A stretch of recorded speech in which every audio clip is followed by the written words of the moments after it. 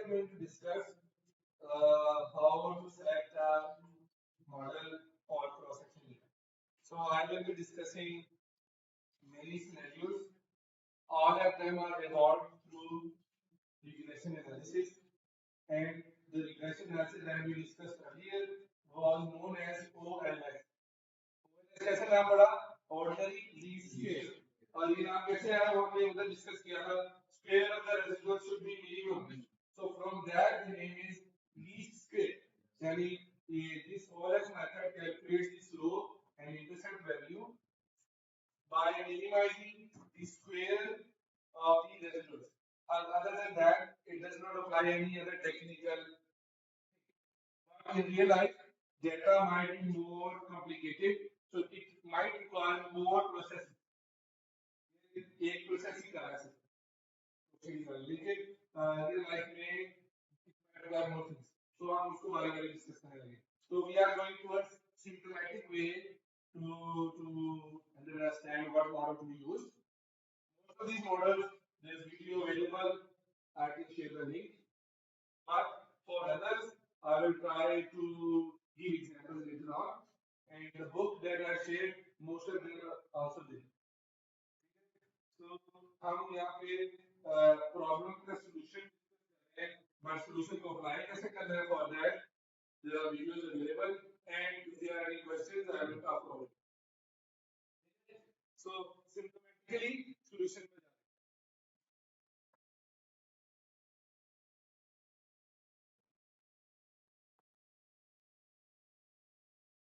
First is that when you do a regression,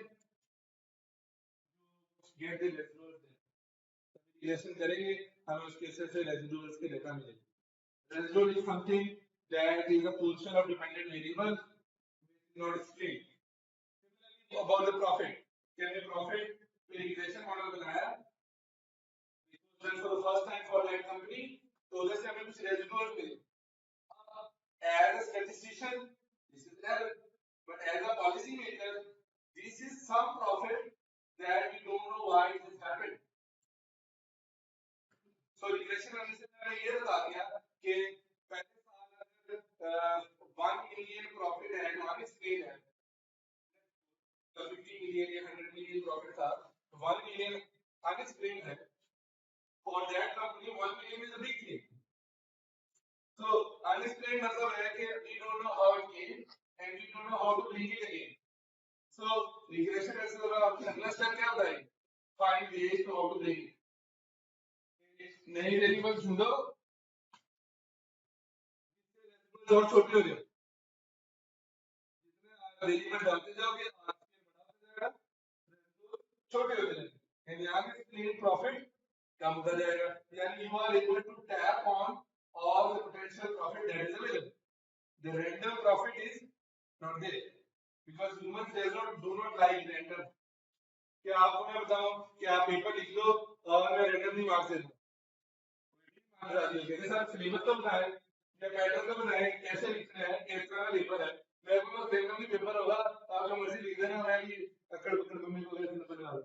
So you will never accept those marks. So but humans like certainty.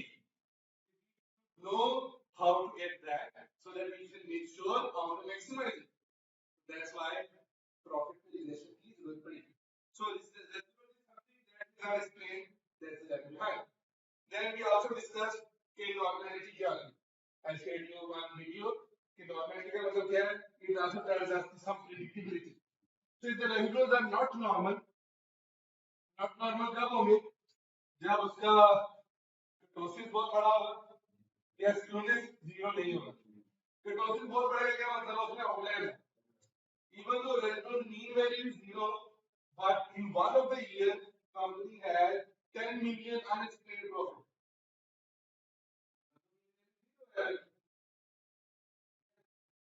So error term is nothing. As a result, no change. But after ठेकेदार ले लो 10 million explained. It means there is something that should be. So अगर residual not normal हो और वो process की वजह से हो, यानी उसमें आउटलायर ज्यादा है, तो what you can do, strategy is कि आप डेटा में वो आउटलायर को ट्रीटमेंट करें, आप डेटा को इस तरह बनाएं कि वो आउटलायर एडजस्ट हो जाए। तो यूजुअली नेचुरल लॉग लेते हैं, सारे वेरिएबल्स को नेचुरल लॉग में कन्वर्ट करते हैं। तो नेचुरल लॉग के पीछे लॉजिक क्या है? That natural log converts the data into growth rate. It's a formula to convert growth rate.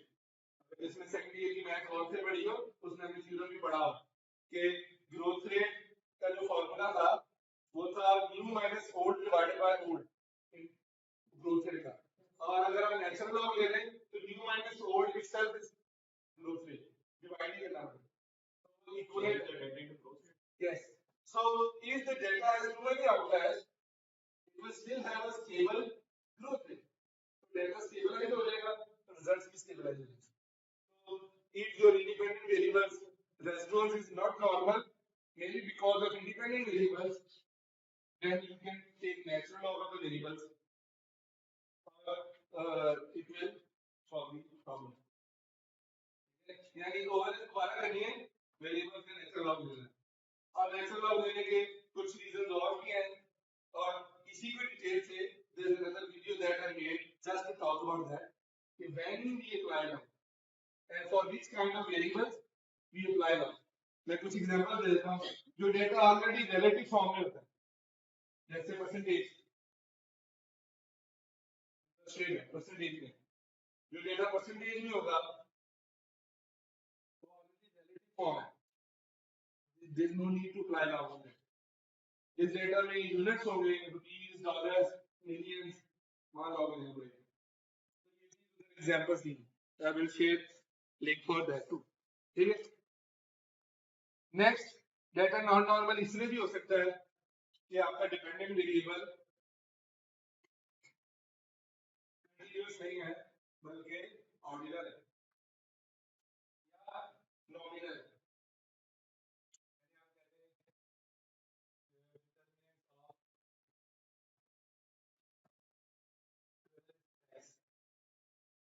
वो डेटा पॉइंट्स में नहीं जा सकता, ऑर्डिनल डेटा है। Attendance of students present in the class, attendance of students failed या not present in the class। अब ये data points में नहीं जा सकता, तो ये ऑर्डिनल डेटा है। सो अगर ऑर्डिनल डेटा हो तो हमें ऑर्डिनल डेटा जैसे मेथड चुनना पड़ेगा। Most of the ordinal data has a tendency that higher ordinal value is less likely to occur. For example, if I say determinants of student being absent, तो ज्यादा student absent होने के chances कम है, कम student absent होने, क्योंकि class खाली हो जाएगी तो सब एब्सेंट होंगे।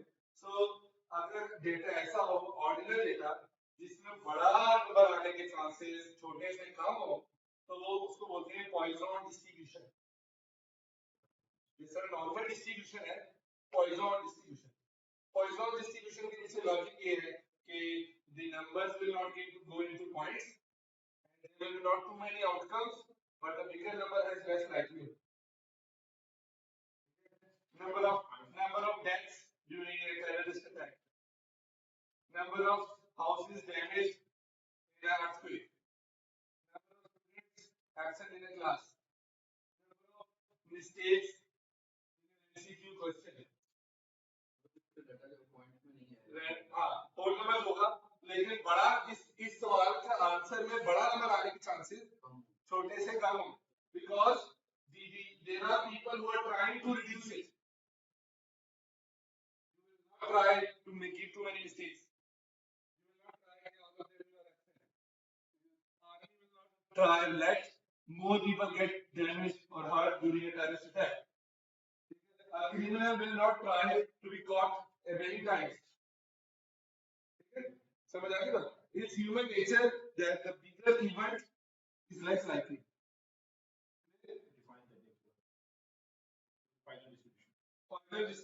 मुझे इतना ही आता है। Poisson distribution is a data set and is a distribution which explains a data set of ordinal distribution outcomes or ordinal variable where the bigger number has less likelihood. तब पॉइजन लगेगा। अगर bigger number की ज्यादा likelihood है तो फिर नहीं होगा।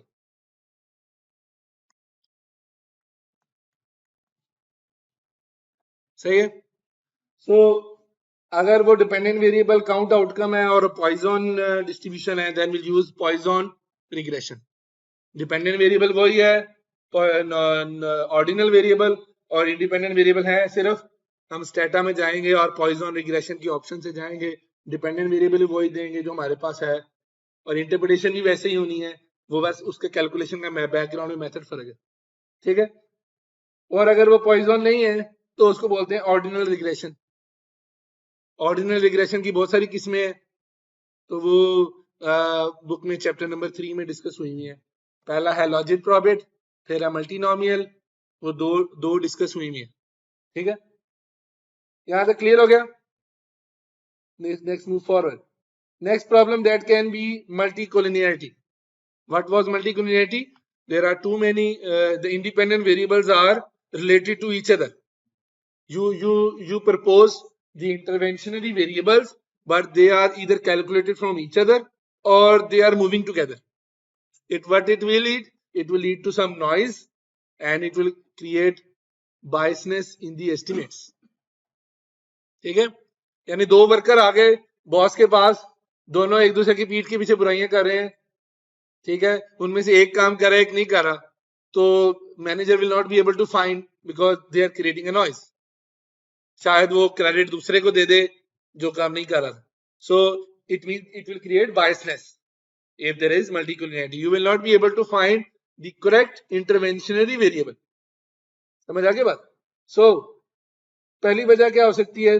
सैंपल टू स्मॉल, जिसको माइक्रोन्यूमेरोसिटी बोला था। Micronumerosity doesn't mean that it is small in terms of number. It is small in terms of two things. Either the calculation model requires bigger data. ठीक है, if you are estimating stock market, जैसे मैंने बताया कि हम usually 30 observations लेते हैं data analysis के लिए, and if you are analysing stock market and the data is daily, तो 30 ऑब्जर्वेशन तो एक महीना बना, एक महीने में क्या नजर आएगा आपको? कम से कम एक साल हो। ठीक है, so same rule of 30 observation will not apply. ठीक है, सो यू सिंगल, तो अगर if the data does not exist, है ही नहीं, यानी you know the data is small but you cannot increase it anyways, so reduce the variables as much as possible. आप एक variable से रिग्रेशन रन कर लो, जिसको सिंपल रिग्रेशन बोलते हैं। One independent variable only, make it as simple as possible. अगर data है, add it, make it bigger and run. ठीक है, वेरिएबल्स टू मैनी, वेरिएबल बहुत ज्यादा ढूंढ लिए इंडिपेंडेंट, आपको पता नहीं है कौन से रखने हैं कौन से नहीं रखने। पहला तरीका है स्टैटिस्टिकल तरीका है, उसको बोलते हैं step wise regression. What does it do? It will look at all the variables, जो सिग्निफिकेंट है उनको रख लेगा and it will drop the insignificant ones. So pure statistical merit, it will not look at theoretical logic, it will only look at statistical merit. Significant है रख दो, बाकी निकाल दो। So I have done one work. I got 15 variables. I didn't know किसको drop करना है. I applied the stepwise. It showed me that these 6 are okay, other 9 drop. ठीक है, तो stepwise regression की खूबी ये है कि ये थ्योरी कोई नहीं देखेगा. It will look at जो significant है रख लो, जो नहीं है निकाल दो, तो वो थोड़े कर देगा. जब वेरिएबल थोड़े होंगे मल्टीकोलिनियरिटी भी कम हो जाएगी. ठीक है, क्योंकि हमें पता है कि मल्टीकोलिनियरिटी जब होती है वेरिएबल्स इनसिग्निफिकेंट हो जाते हैं, तो जब वो ड्रॉप करना शुरू करेगा मल्टीकोलिनियरिटी कम होती जाएगी और जो एग्जिस्टिंग वेरिएबल्स हैं वो सिग्निफिकेंट हो जाएंगे. समझ आ गया? सो अगर हम खुद करेंगे, if we have many variables, it will take lot of time to do hit and trial. एक रखो एक निकालो, एक रखो एक निकालो, it will take a lot of time. ये शॉर्टकट तरीका है. It will do analysis in the background and it will tell you that these are the best 5 or 6 जितने भी significant आएंगे. पर इसमें एक ड्रॉबैक है जो हम आगे कवर करें. Next is indirect independent variables. Sometimes होता क्या है कि हमारे पास एक्चुअल इंडिपेंडेंट वेरिएबल नहीं होता, उसकी फॉर्म्स होती हैं. फॉर एग्जांपल मैंने फाइनेंशियल डेवलपमेंट का वेरिएबल रखना था। अब फाइनेंशियल डेवलपमेंट वेरिएबल तो एग्जिस्ट नहीं करता। मैंने क्या किया, how many bank accounts, how many ATMs, how many branches, ठीक है, हाउ मच मनी सप्लाई, ये 5-4 वेरिएबल ले लिए। मैंने कहा ये चारों फाइनेंशियल सेक्टर डेवलपमेंट को एक्सप्लेन करते हैं। Problem is now my independent variables are actually indirect independent variables, they are actually representing some latent quality which is I am trying to assess। समझ आ गया? यानी मैं तो मेजर करना चाह रहा था फाइनेंशियल सेक्टर डेवलपमेंट, लेकिन मुझे वो डाटा एक्चुअल नहीं मिलता, तो लिटरेचर से पता चला कि ये 4-5 वेरिएबल ले लो तो ये चारों मिलके फाइनेंशियल सेक्टर डेवलपमेंट को रिप्रेजेंट करते हैं। ठीक हो गया?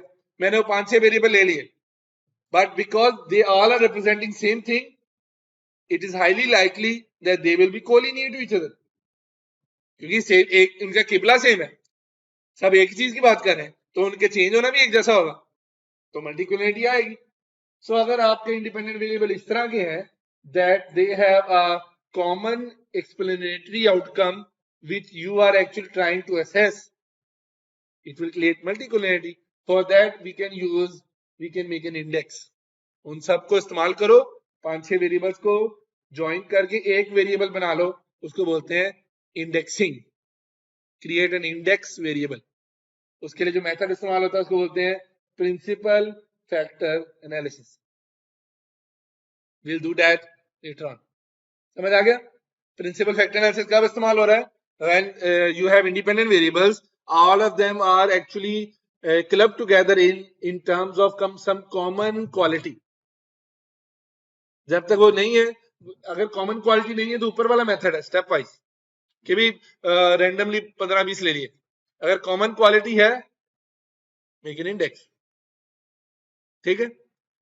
फैक्टर एनालिसिस सही है?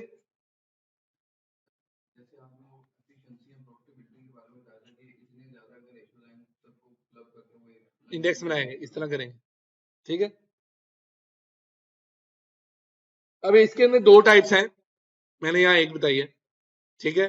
2 टाइप्स हैं, और हम जब चैप्टर में जाएंगे, there are 2 ways to create an index, there are 2 approaches, we will study that in detail when we go into this chapter. Then sometimes one of your independent variable is actually not an independent variable for that dependent variable, but it is a catalyst for the other independent variable. That's why we call it a moderator. हाँ, आपके ID में moderator, यानी second independent variable असल में dependent variable के लिए नहीं था, वो पहले इंडिपेंडेंट वेरिएबल को बूस्ट करता है, मॉडरेट करता है। ठीक है? तो इसका मतलब हुआ कि वो उसको रिलेट करता है, डिपेंडेंट को नहीं करता, तो वो आपस में कोलिनियर होंगे। समझ आ गई बात? There are 2 independent variables, both of them have high correlation. They have high correlation because the second independent variable is not independent variable for that dependent variable जिसमें वो जिसके लिए रखा है, but it is actually a catalyst or a support variable for the variable 1। ठीक है? Yes। So जब वो एक दूसरे से बूस्टअप हो रहे हैं, इसका मतलब एक दूसरे से रिलेट कर रहे हैं। ठीक है? Then we use a moderator approach, otherwise multicollinearity will create unbiased results, moderator approach will try to solve it। ठीक है? अब we'll go to these examples one by one, but I am going to show you the names and symptoms। ठीक है? You should understand the symptoms and the names and the term papers that you have selected। both से में मैंने जो topic दिए, I will try to make sure कि there is a diversity so that you will learn from each other। Next, there are independent variable but they are very few, 3-4 ही मिले हैं, लेकिन उसमें भी कोलिनियरिटी आ गई। Now you cannot drop them, they are already very few। मुश्किल से मिले हैं, किसी भी वजह से कोलिनियर हो गए, ऊपर से कोई भी वजह हो सकती है, but the problem is now you cannot drop them। So you can use this method called ridge regression। It will mathematically try to solve the problem, and how it does, we will study that कि mathematically कैसे करता है. But our concern is that what is the problem, what is the symptom, and what is the possible solution. ठीक है, बात समझ आई कि variables लिए आपस में कोरिलेट कर रहे हैं, ऊपर डिस्कस किया कि कुछ निकाल दो. अब मसला ये कि ऑलरेडी थोड़े हैं. टर्म पेपर की रिक्वायरमेंट है कि 5 से 6 वेरिएबल हो, तो 5 से 6 ही है. मैं ड्रॉप करूंगा तो वो तो मार्क्स कटेंगे. या प्रोजेक्ट की रिक्वायरमेंट है या रिसर्च की रिक्वायरमेंट है, you can not reduce the variable now. It may be because वो थ्योरेटिकली इंपॉर्टेंट है.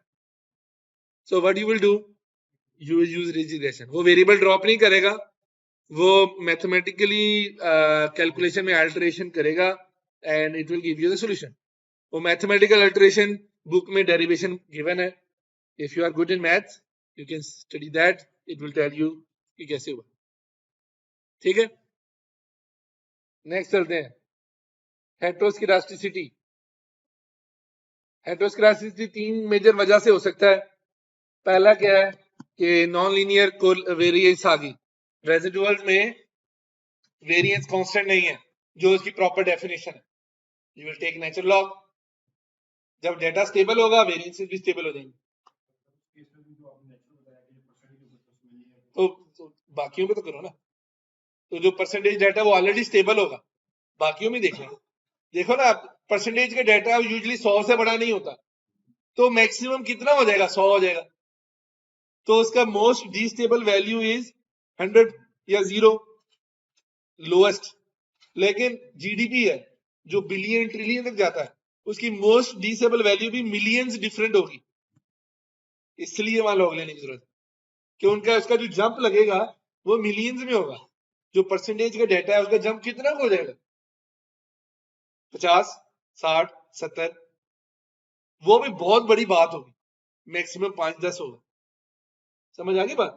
तो इसलिए लॉग ले रहे हैं कि उसके जो जंप है उसको परसेंटेज में कन्वर्ट कर दे, ताकि अगर वो 1 मिलियन भी बड़ा हुआ है तो 1% ही हो. अगर डाटा ट्रिलियंस है तो ट्रिलियंस में 1 मिलियन जंप सिर्फ 1% चेंज है, तो it is very small, ignorable. लेकिन अगर डेटा है 1 million is a big number and it will create a change. तो नेचुरल लॉ. दूसरा है, अगर आपका डिपेंडेंट वेरिएबल बाइनोमियल हो,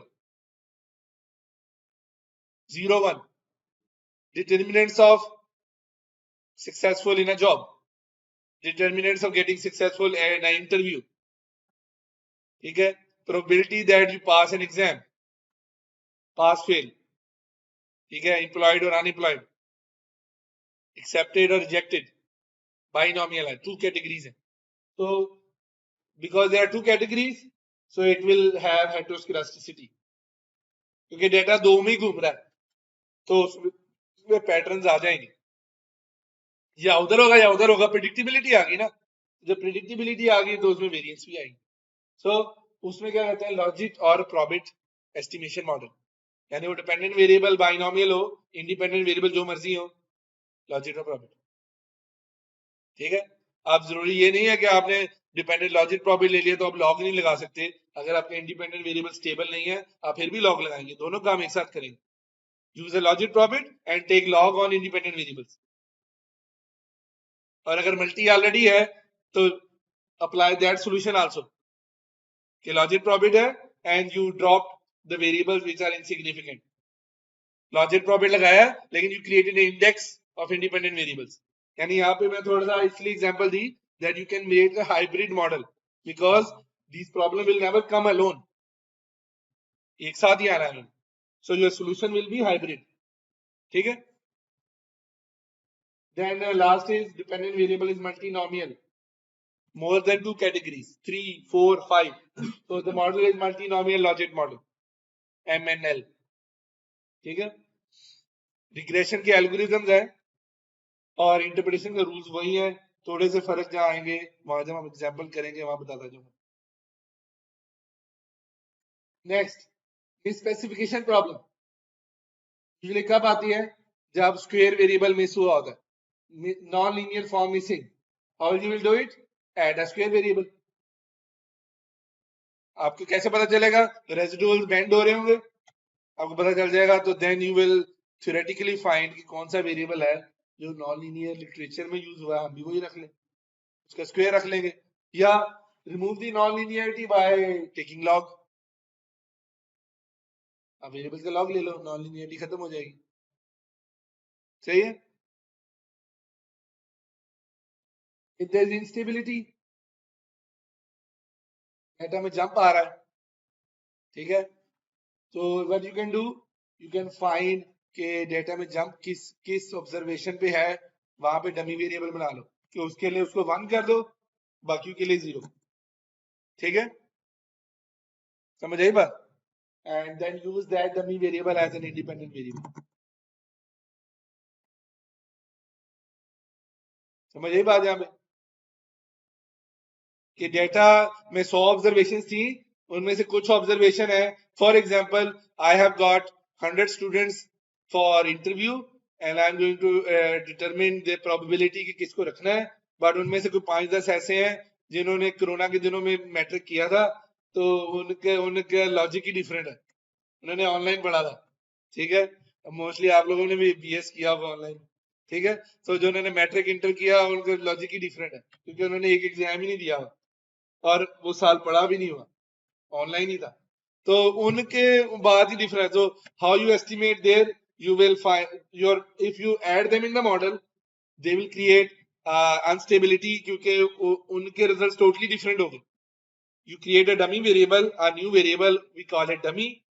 फॉर दो students you will say it is equal to 1, for others equal to 0।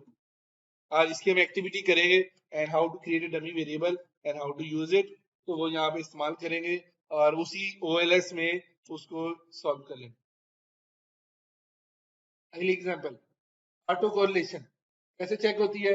Durban Watson test से। क्या मैंने आपको वो साइकिल बताया कि रेजिडुअल को टाइम से प्लॉट करें तो it will create a cycle, if there is a cycle there is auto correlation, but in Stata there is a Durbin Watson test, it tells us कि ऑटो कोरिलेशन है कि नहीं। So auto correlation is in cross section data, it means some important variable missing, इसका ही मतलब होता है। So find that important variable and add it। ठीक है, यानी add more variables। लेकिन अगर अगर सिचुएशन ये हो कि आपने क्वेश्चनर फिल करवाया, now you cannot get more variables, questionnaire तो हो गया, तीर तो चल गया, डेटा तो आ गया, आप दोबारा क्वेश्चनर तो नहीं फिल हो सकता। For that there are two methods called bootstrap approach और robust regression, कि आप डेटा और नहीं आ सकता, वो किसी एक्सपेरिमेंट से कलेक्ट हुआ था, एक्सपेरिमेंट खत्म हो गया, अब अगर दोबारा एक्सपेरिमेंट करेंगे तो ये डेटा जाया हो जाएगा, आप उनको जोड़ नहीं सकते। देन बूटस्ट्रैप और रोबस्ट रिग्रेशन। ठीक है, आइडियली डेटा हो लिया, तभी आप कहते हैं लिटरेचर रिव्यू करो, ताकि जितने इंपॉर्टेंट वेरिएबल्स हैं पहले से पता हो, एक ही बारी में ले लें, ना कि ये हो कि वेरिएबल रह गया, जो रह गया रह गया। स्पेशली क्वेश्चनर में वो रह गया तो अगर आपके पैसे लगे हैं तो दोबारा करना पड़ गया तो पैसे जाया हो गए। Next was इंडोजिनिटी। इंडोजिनिटी क्या था? दो किस्में पड़ी थी, या तो डिपेंडेंट इंडिपेंडेंट उलट हो गया, या दोनों फॉर्म्स एग्जिस्ट करती हैं कि डिपेंडेंट इंडिपेंडेंट भी है और वो रिवर्स भी है। तो हम क्या करेंगे कि रिवर्स रिग्रेशन यूज करेंगे, यानी अगर पता चल गया उलट वाली ठीक है वो करेंगे, या अगर हमें वही चलानी है क्योंकि हम कोई नई चीज फाइंड करने लगे हैं तो उसको बोलते हैं IV इंस्ट्रूमेंटल वेरिएबल और GMM रिग्रेशन। IV का मतलब इंस्ट्रूमेंटल वेरिएबल और GMM generalized methods of moments regression use करेंगे, वो उसको एड्रेस कर देगी। कैसे करेगी? When we do this method we will learn.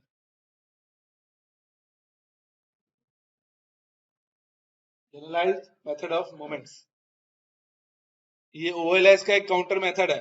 OLS में हमने क्या किया? स्क्वायर को मिनिमम किया, लेकिन स्टैट में एक और मेथड एग्जिस्ट करता है, उसको बोलते हैं मेथड ऑफ मोमेंट्स। रिग्रेशन उससे भी हो सकती है। तो ये GMM उस मॉडल से बन के आई है, इसके अंदर कोई खूबी है जो प्रॉब्लम सॉल्व कर देती है। बट इतना पॉपुलर नहीं है कि हम उसकी बेसिक फॉर्म्स को स्टडी करेंगे, समझ के आएंगे। नेक्स्ट इज सिमिल्टेनिटी और कंटेम्पोरेनियस कोरिलेशन। यूजुअली कब आती है? जब आपका सारा डेटा किसी एक सोर्स से कलेक्ट हुआ हो। जैसे क्वेश्चनेयर होता है, एक ही रिस्पॉन्डेंट है, सारे वेरिएबल एक दूसरे से रिलेट करते हैं, तो कोई भी वेरिएबल कभी भी डिपेंडेंट हो सकता है। यानी उस डेटा में मल्टीपल डिपेंडेंट वेरिएबल्स हैं और मल्टीपल इंडिपेंडेंट वेरिएबल्स हैं, and all of them are collected from same source.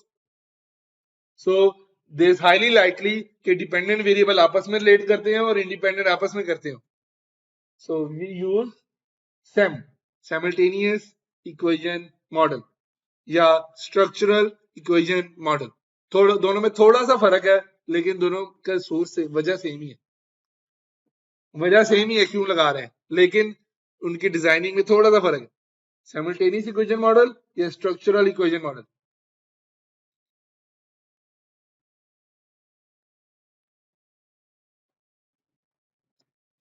ठीक है, so these are few models that we discussed in this blog.